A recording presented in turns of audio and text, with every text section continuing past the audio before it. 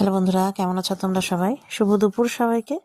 অনেকদিন পরে আজকে আবার একটা লাঞ্চ ভিডিও নিয়ে চলে আসলাম। তো দেখো, এখানে আমার আলু কষানো চলছে। ওখানে হচ্ছে গরম গরম ভাত হয়ে গেছে, এখানে হচ্ছে বিট ভাজা হয়েছে একটু পোস্ত দিয়ে, আর হয়েছে আলু পোস্ত ভাজা, যেটা আর কি হয় সেই আলু পোস্ত।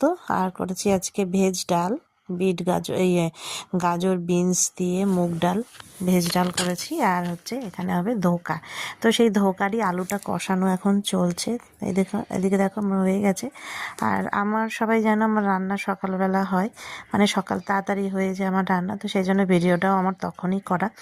তো চলো দেখতে থাকো। এই যে ধোকাটা করব তারপরেই হয়ে যাবে। আর ওদিকে মেয়ের জন্য ডিম সিদ্ধ হচ্ছে, কারণ ওর শরীরটা ভালো নেই, জ্বর হয়েছে আবারও।